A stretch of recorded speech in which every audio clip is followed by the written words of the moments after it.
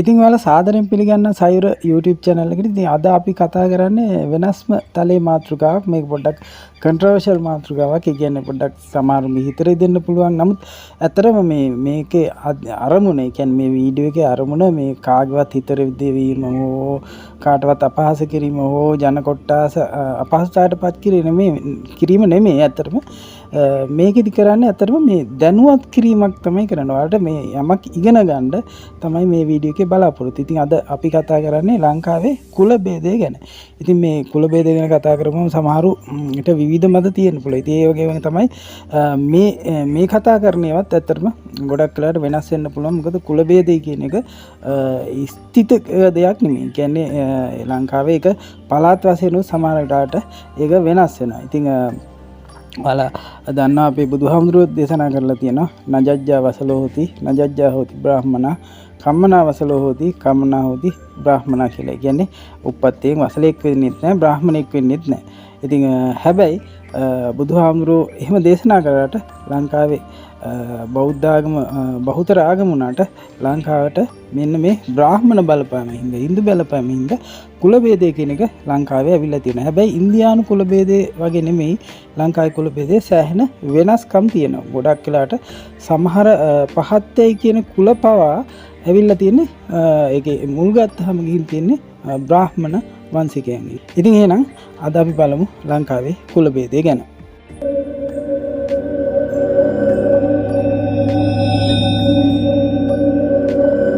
ඉස්සලාම ගත්තාම අපි බලන්නේ ලංකාවේ ලොකුම කුලය කියන එක. ඉතින් ලංකාවේ වැඩිම ජනගහනයක් ඉන්නෙත් මේක තමයි මේ කුලය කියලා තමයි කියන්නේ. ඒක තමයි ගොවි කුලය. ගොවිගම කියන කුලය. ඉතින් මේක ඇත්තටම දෙමළ ලංකාවේ දෙමළ ප්‍රජාවගේ මේ කුලය වෙල්ලාල කියලා හඳුන්වනවා මේ ගොවිගම කියන කුලය. ඊළඟට කරාව කියන කුලය. මේ කරාව කියන කුලය පොඩ්ඩක් වෙනස්කමක් තියෙනවා. මොකද උඩරට රාජධානියට වෙද්දි කරාව ටිකක් දෙවනි මට්ටමේ කුලයක් නෙවෙයි ඊට පල්ලෙහා කුලයක් විදිහට සැලකන්නේ. නමුත් පහතරට වෙද්දි කරාව ගොවිගම ගාවට තියෙන දෙවනි කුලයේ විදිහට තමයි සැලකන්නේ. කරාව සලාගම දුරාව මේ විදිහට. දෙමළෙන් ගත්තොත් වෙල්ලාල නලවර පාලර් පරායර් කියලා හඳුන්වනවා මේ කුල ටික. ඉතින් එහෙමනම් බලමු ඇත්තටම ගත්තාම ඔය ගොවි කුලේ ගත්තාම ප්‍රධාන වශයෙන් කොටස් තුනකට බෙදෙනවා. රදල ඊළඟට ගොවි සහ පට්ටි කියලා බෙදෙනවා. රදල කියන්නේ ඔය මේ කියන්නේ රාජ්‍ය පාලනයට සම්බන්ධ වෙච්ච කට්ටිය. ගොවි කියන්නේ ගොවිතැන් කරපු කට්ටිය. ඔය පට්ටි කියන්නේ හරක් බලාගත්තු කට්ටිය. තැන්වල ඔය එයාලට ඒක රාජකාරියක් තමයි ඔය මේ ශ්‍රීමා බෝධියට සත්කාර කිරීම මේ කාර්යභාරයක් විදිහට යෙදিলা තියෙනවා. ඉතින් ඇත්තටම මේ කාස්ට් සිස්ටම් එකේ එහෙම නැත්නම් කුල ભેදය කියන එක ඇත්තටම මේ ජොබ් එකත් එයාලා කරන රැකියාව පාරම්පරික රැකියාවත් එක්ක තමයි සම්බන්ධ වෙලා තියෙන්නේ. ඉතින් ගොවිගම කුලය ගත්තාම මෙයාලට ඉඩම් අයිතිකාර කුලයක් විදිහට තමයි සැලකන්නේ. ගොවිගම කුලය ඇත්තට අයට තමයි ගොඩක් වෙලාවට ඉඩම් තියෙන ඉඩම් කුඹුරු එහෙම තියෙන. ඉතින් ඒ වගේම ගොවිගම කියලා ගත්තම ඇත්තට මේ ගොවිගම ගත්තාම මම මේ තුනම සලකලා කියන්නේ. කියන්නේ රදල ගොවි සහ පට්ටි කියන තුනම සලකලා කියන්නේ. ඉතින් දැන් ගොවි කුලේ ඉහළ කුලය ගත්තාම රදල කුලය ගත්තාම ඇත්තටම උන් මේ රාජ්‍ය පාලනයට සම්බන්ධ වෙනවා. ඒ කියන්නේ හමුදාය ගත්තොත් ඉහළම තනතුර ඉන්නේ මෙන්න මේ රදල කියන කුලේ. ඒ වගේම ඇමතිවරු මන්ත්‍රීවරු මේ විදිහට ගොඩක් එයාලා රාජකීය සම්බන්ධකම් තියෙනවා. ඊට පස්සේ ගොවි කියන කුලෙත් ඇත්තටම මේ ගත්තාම දැන් ඔය උඩරට රාජධානියට වෙද්දි මේ සියන්නිකායේ පන්සල් වල මහාන කරන්නේ මෙන්න මේ ගොවිගම කුලේ කියන කුලේ කට්ටිය. ඉතින් ගොඩක් මේ කුල ප්‍රශ්නේ බුද්ධාගම නැති වුණත් ලංකාවේ කුලේ බෞද්ධ වලට ඇවිල්ලා තිනවා. විශේෂයෙන් අමරපුර නිකායේත් ඉහළ මට්ටමේ ඉන්න අය ගොවි කුලේ කට්ටිය. සියන්නිකායේ ගත්තාම ඇත්තටම අස්කිරි මල්ලතු ඒ දෙගොල්ලෝ ඇවිල්ලා මේ ගොවිගම කුලේ කට්ටිය. ඉතින් මම එකපාරක් ඔය හාමුදුරු කෙනෙක්ගෙම කතාවක් කිව්වා. ලංකාවේ ඇත්තටම බුද්ධ ශාසනය නැති වෙන්න තිබ්බලු. ගොඩක් වෙලාවට ඒ කියන බුද්ධාගම අදහන කට්ටිය බොහෝම අඩු වෙන්න ඉඩ තිබ්බලු. ඔය රාමඤ්ඤ නිකාය අමරපුර නිකාය වගේ දේවල් පිහිටුවේ නැත්තම්. මොකද අඩු කුලේ කට්ටිය ගොඩක් වෙලාවට ඒවෙන් ඈත් වෙන්න ඉඩ තිබුණා. නමුත් අඩු කුලේ අය මහාන කරන රාමඤ්ඤ නිකාය වගේ ඒවා පිහිටුවට පස්සේ තමයි ලංකාවේ බුද්ධාගම මේ විදියටත් තියෙන්නේ කියලා මට මේ හාමුදුරු කෙනෙක් කිව්වා. ඉතින් ඒ විදියට මෙන්න මේ කුල ભેදය කියන එක ලංකාවේ බුද්ධ ආගමල තදිම බලපාලා තියෙනවා. දැන් උඩරට රාජධානිය ගත්තාම මේ කුල අනුපිළිවෙල ගත්තොත් ඇත්තටම දැන් ඔය අපිට ගන්න පුළුවන් ගොවිගම ඊළඟට බද්ගම කියන කුලය බද්ගම කියන කුලය ඇත්තටම මේ ගොඩක් වෙලාට මේ කුඹුරු වැඩ කරන කට්ටිය කියන්නේ ඇත්තටම මේ ලේබර්ස්ලා කියනොත් වර්කර්ස්ලා කිව්වොත් හරි බද්ගම කුලයේ කට්ටිය තමයි මේ කුඹුරු වල වැඩ කරන්නේ. ඊළඟට සලාගම කියන කුලයේ කට්ටිය කුරුඳු ආශ්‍රිතව රැකියාවක් කරන කට්ටිය. ලංකාව ඇත්තටම ගොඩක් අය කියන කුල 18ක් තියෙනවා කියලා. නමුත් හඳුනාගත්ත හැකි කුල 15ක් පමණ තියෙනවා කියලා තමයි කියන්නේ. ඒක එකත් කුල 15න් 15ම අද වෙනකොට නෑ කියලා කියනවා.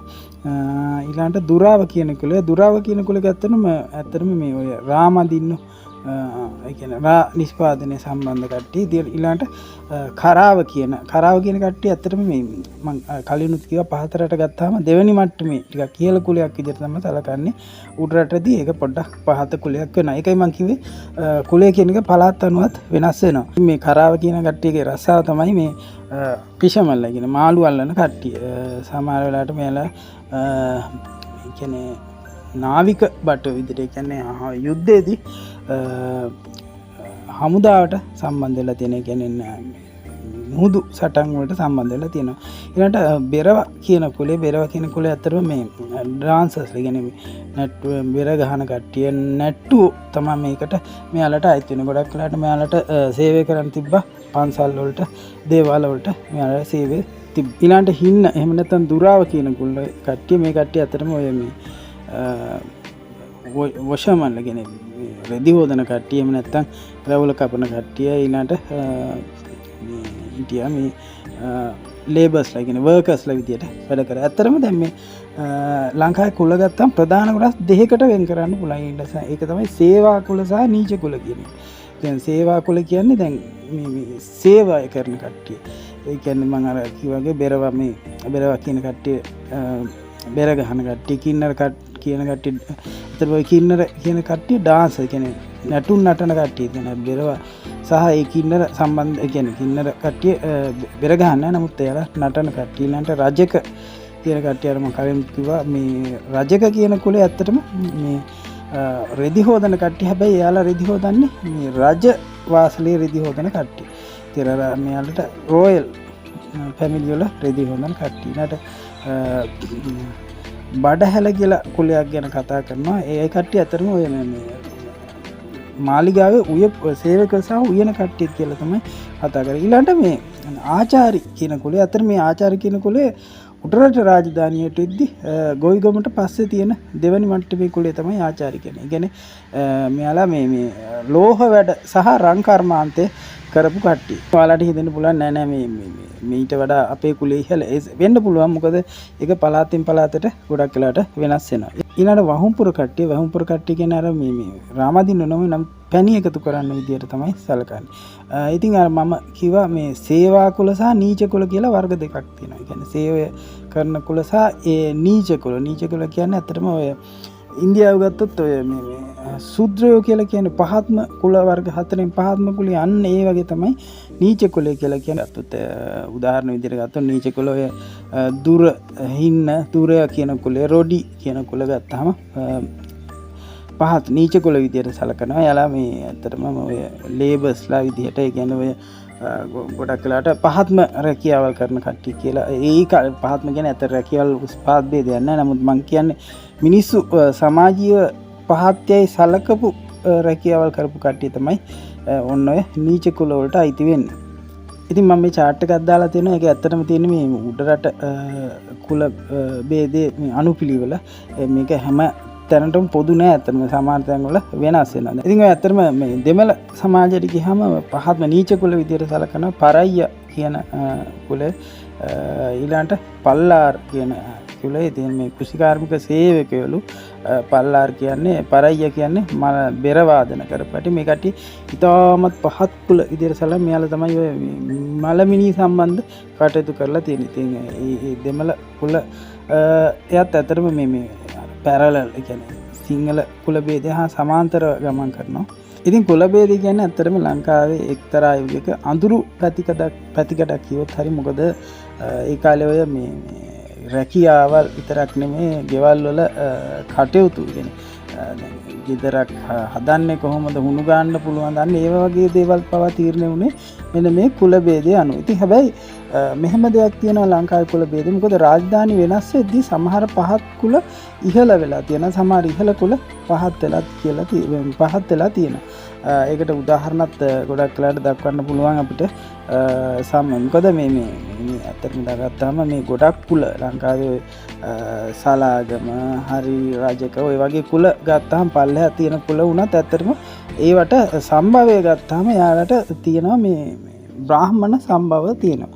ඉතින් එතකොට මේ එක එක රාජධානිය අනුව තමයි මේ වයින් වෙද්දි සමහර කුල ඉහළට ගිහලා සමහර කුල පහළට කියලා තියෙනවා. මොකද ලංකාවේ ඒක තමයි මම කලින් කිව්වේ ස්ථිතික නෑ. ස්ථීරව තිබිලා නෑ මේ කුලේ ඉහළ මේ කුලේ පහළ. එහෙම තිබුණා කාලෙන් කාලට මේ කුලේ ඉහළ වෙලා මේ කුලේ පහළ වෙලා ඒ වගේ මට්ටමක් තමයි තිබිලා තියෙන්නේ. ඉතින් ඔය දැත් මම උදාහරණ කිව්වා සලාගම කරාව දුර වගේ කුල ගත්තාම ඇත්තටම ඒවට ඔය තියෙනවා මේ ආචාර්ය කුලයට බව තියෙනවා මේ බ්‍රාහ්මණයන්ගේ සම්භාවයක් තියෙනවා. මම මේ වචන පාවිච්චි කරාට අපහාසයක් කියලා හිතන්න එපා. දැන් ඔය පදු කියන නාමයෙන් හඳුන්වන කුලේ ඇත්තටම ගත්තාම එයාලා මේ යුද්ධ සම්බන්ධ කටයුතු වලට සම්බන්ධ වෙලා තියෙනවා. ඒක ඉතින් ඔය පදු කියන කුලේ දැන් ඔය ගොඩක් වෙලාට හමුදාවේ සේවක ඒ කාලේ හමුදාවේ සේවක කරපු කට්ටිය ඉඳලා තියෙනවා. ඉතින් ඒ කුලයෙන් තමයි ඒකට සම්බන්ධ වෙලා තියෙන්නේ. දැන් මේ ගත්තාම මේ කුලේ ගත්තාම ඇත්තටම කියනවා එයාලට සිංහල සම්භාවයක් කියන්නේ. දැන් කුල ගත්තාම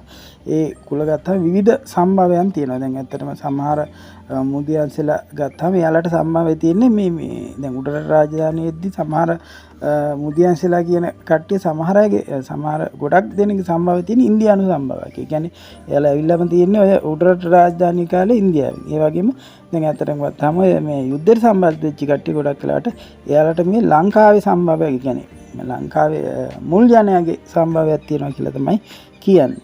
ඒ කාලේ කුල ભેදය ගැන කතා කරේ සමහර කියන්නේ අඳුරු පැතිකඩවල හම්බෙන එක තමයි ඇත්තටම ගත්තොත් සමහර නීච කුල වගේ ඒවා පන්සල් වලට පවා අරගෙන නැහැ.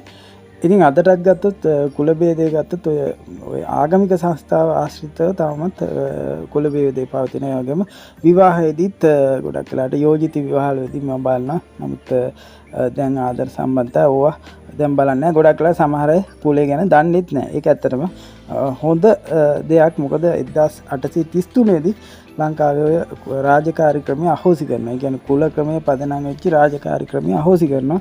ඒකම අර පොදුවේ උප්පත්තියෙන් Tamanට එන රාජකාරී ඒක නැතු වෙලා යනවා. ඒක එක්කම ඒක ඇත්තටම හොඳ දෙයක්. ලංකාවේ වෙච්ච හොඳ දෙයක්. ඊට පස්සේ අද වෙනකොට මේ නාමිකව තමයි පවතින්නේ. මොකද මේ කුල ભેදය අනුව රැකියාව කරන සිස්ටම් එකක් අද වෙනකොට නැහැ. ඉතින් මම අද කතා කරේ ලංකාවේ කුල ભેදය ගැන. ඇත්තටම මේක මේ කවුරුත් අපහසුතාවයට පත් කරන්නවත් එහෙම කරපු එකක් නෙමෙයි. මම මේ ඇත්තටම මේ වීඩියෝ එක කරේ කුල ભેදය ගැන කිසියම් දැනුවත් වීමක් වෙන්න. ඉතින් ඔයාලට කුල ભેදය හින්දා යම් ජීවිතයේ යම් අපහසුතාවයකට පත් වෙලා තියෙනවා නම් ඔයාලට පුළුවන් තමන්ගේ වාසගම ඒ දේවල් වෙනස් කරන්න. දැන් පුළුවන් එහෙම ඕන කෙනෙක්ට වාසගම වෙනස් කරන්න පුළුවන්. ඒ දේවල් වෙනස් කරගන්න පුළුවන්. ඉතින් දැන් කුල ભેදය කියන එක ඇත්තටම නෑ. ඇත්තටම ඒ දේවල් ඉතිහාසෙත් තිබ්බි අඳුරු දේවල් විදිහට තමයි අපිට හඳුනා ගන්න පුළුවන්. එහෙමනම් ඉතින් අපේ channel එක subscribe කරන්න, bell icon එක click කරන්න. මේක ඇත්තටම දැනුම බෙදා දෙන channel එකක්. ඔයාලට ඕනම ක්ෂේත්‍රයක දැනුමක් මේ channel එකකින් හම්බ වෙනවා. එහෙනම් තව වීඩියෝ එකකින් හම්බෙමු.